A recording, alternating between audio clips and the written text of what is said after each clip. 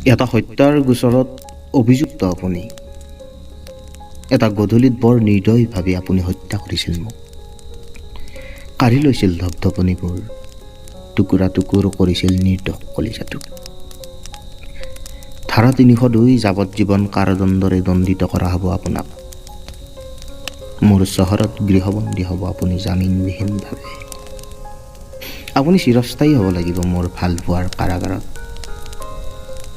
মনত ৰাখিব, এটা হত্যাৰ গোচৰত অভিযুক্ত আপুনি।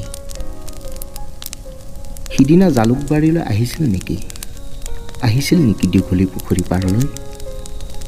সন্ধিয়াবোৰ উদযাপন কৰিবলৈ আপুনি যায় নেকি ক্লাব, বাৰ কিম্বা অভিজাত ৰেষ্টুৰেণ্টবোৰলৈ? কবিতাবোৰ ভাল পায়নে আপুনি? প্ৰণৱ কুমাৰ বৰ্মন নে নীলিম কুমাৰ? কাৰ কবিতাই মন চুই যায় আপোনাৰ? জুবিন পাপনৰ বিতৰ্কত অংশ লয় নেকি আপুনি? আপুনি কি ভাল পায়, কি বেয়া পায়? আজৰি সময়বোৰ আপুনি কিদৰে কটায়? এতিয়ালৈ কিমানবাৰ প্ৰেমত পৰিছে আপুনি?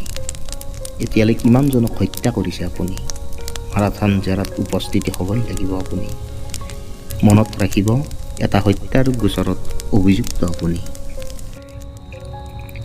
চহৰৰ শেষ চিটিবাছখনত কলৈ যায় আপুনি?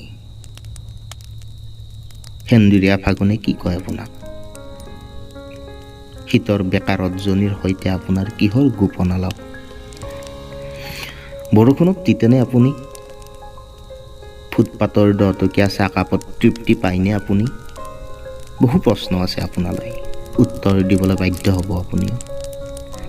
মনত ৰাখিব, এটা হত্যাৰ গোচৰত এতিয়া অভিযুক্ত আপুনি। আপোনাক দোষী সাব্যস্ত কৰিবলৈ মোৰো যে কিমান যোজা।